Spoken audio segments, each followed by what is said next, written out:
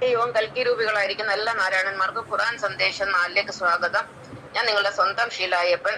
നമ്മളെല്ലാം ജഗന്മാതാവായ ഭൂമിദേവിയുടെയും ജഗത് പിതാവായ നാരായണന്റെ സന്താനങ്ങളാണ്. നമ്മൾ മാത്രമല്ല, പക്ഷി മൃഗാദികളും വൃക്ഷലതാദികളും നമ്മുടെ ആത്മ സഹോദരി സഹോദരന്മാരാണ്. നമ്മൾ എല്ലാവരെയും സ്നേഹിക്കുക. സ്നേഹം തന്നെയാണ് ഈശ്വരൻ. നമ്മൾ എല്ലാവരും നാരായണന്മാരാണ്. ഈ ഭൂമിയിലുള്ള ഓരോ മനുഷ്യനും ഓരോ നാരായണനാണ്. അതുപോലെ തന്നെ നമ്മൾ ഏകദേശം 750 കോടി മനുഷ്യർ ഈ ഭൂമിയിലുണ്ട്. ഇവരെ എല്ലാം ഏകകോശത്തിൽ നിന്നും മാതാവിന്റെ ഗർഭത്തിൽ 280 ദിവസം കൊണ്ട് സൃഷ്ടിച്ച മഹാശക്തിയാണ് സൃഷ്ടാവായ നാരായണൻ. നമ്മൾ നമ്മുടെ സൃഷ്ടാവിനെ അറിയുക. അത് മറ്റാരുമല്ല, നമ്മൾ തന്നെയാണ്. നമ്മുടെ ഉള്ളിലാണ്, നമ്മുടെ ഹൃദയത്തിൽ നമ്മുടെ ജീവനായി തുടിക്കുന്ന ആ ശക്തിയാണ് ഭഗവാൻ നാരായണൻ. നമ്മൾ നമ്മളെ തന്നെ തിരിച്ചറിയപ്പോൾ നമുക്ക് നമ്മുടെ സൃഷ്ടാവിനെ അറിയാൻ പറ്റും. ഇന്ന് നമ്മൾ പഠിക്കാൻ പോകുന്നത് ഇസ്ലാം മതത്തിലെ 4ാമത്തെ സ്തംഭത്തെ കുറിച്ചാണ്. 4ാമത്തെ സ്തംഭത്തിന്റെ പേര് സൗം എന്നാണ്. ഇത് വ്രതത്തെ സൂചിപ്പിക്കുന്നു. വ്രതം അനുഷ്ഠിക്കുന്നതിനെ പറ്റിയാണ് ഈ സ്തംഭം നമ്മളെ പഠിപ്പിക്കുന്നത്. അതെന്താണെന്ന് നോക്കാം.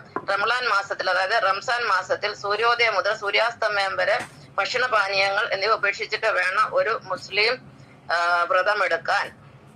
അപ്പൊ സൂര്യോദയം മുതൽ സൂര്യാസ്തമയം വരെയുള്ള സമയമാണ് വ്രതത്തിന്റെ. വ്രതം എല്ലാ മതങ്ങളിലും ഉണ്ട്. വ്രതം എടുക്കുമ്പോൾ നമുക്ക് ശാരീരികമായിട്ടും മാനസികമായിട്ടും ഒരുപാട് റിലാക്സേഷൻ കിട്ടുന്നു. നമുക്കൊരു ഉണർവാണ്, പുതിയൊരു ഉണർവാണ് കിട്ടുന്നത്.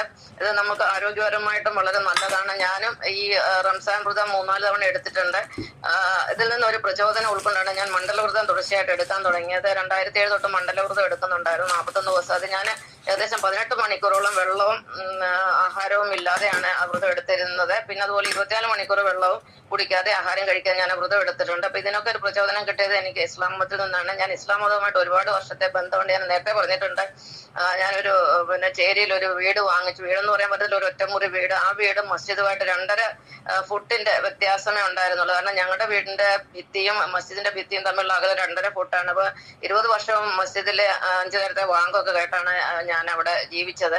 കൂടാതെ തന്നെ ഞാൻ പഠിപ്പിച്ച MTS കൽസ ഹൈസ്കൂള്, ഗോറിഗാവ് വെസ്റ്റ്, മുംബൈയിൽ, അവിടുത്തെ കുട്ടികളൊക്കെ 70% ആൾക്കാർ മുസ്ലിം കുട്ടികളായിരുന്നു. ഞാൻ പഠിപ്പിച്ച ട്യൂഷൻ കുട്ടികളും മുസ്ലിം കുട്ടികളായിരുന്നു ഭൂരിപക്ഷവും. അപ്പൊ അവര് തന്ന ഉപ്പും ചോറുമാണ് ഞാൻ കഴിച്ചിരുന്നതാണ്. അവര് ഫീസ് തന്നിട്ടാണ് എന്റെ ചെലവ് നടന്നത്. അതുപോലെ അവര് കൊടുത്ത ഫീസിൽ നിന്നാണ് ഞങ്ങൾ ടീച്ചേഴ്സിനൊക്കെ ശമ്പളം തന്നിരുന്നത്. അപ്പൊ അങ്ങനെ ഒരു 20 വർഷത്തോളം ഞാൻ അവിടെ കഴിഞ്ഞു. ഇപ്പൊ ഞാൻ അവിടെയല്ല താമസിക്കുന്നത്. ഇപ്പൊ ഞാൻ ജോലി സംബന്ധമായിട്ട് സാന്താക്രൂസിൽ എയർപോർട്ടിനടുത്താണ് താമസിക്കുന്നത്.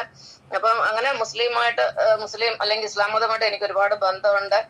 പിന്നെ അത് ഇപ്പൊ 3-4 വർഷമായിട്ടുള്ളൂ ഞാനിങ്ങനെ വീട്ടിൽ നിന്ന് മാറി നിൽക്കാൻ തുടങ്ങി. അതുവരെ എനിക്ക് എപ്പോഴും സപ്പോർട്ട് തന്നിരുന്ന ഒരു മതം തന്നെയാണ്. അതെനിക്ക് ക്രിസ്തു മതത്തിൽ നിന്നും കിട്ടേണ്ട, ഇസ്ലാം മതത്തിൽ നിന്നും കിട്ടേണ്ട, അതുപോലെ സിഖ് മതത്തിൽ ഞാൻ 12 വർഷം സിഖുകാരുടെ സ്കൂളിൽ പഠിപ്പിച്ചിട്ടുണ്ട്. അപ്പൊ എല്ലാ മതത്തിലും ജീവിക്കാനുള്ള ഭാഗ്യം ഭഗവാൻ എനിക്ക് തന്നു. ഇതാണ് ഇന്നത്തെ പാഠം. നന്ദി, നമസ്കാരം.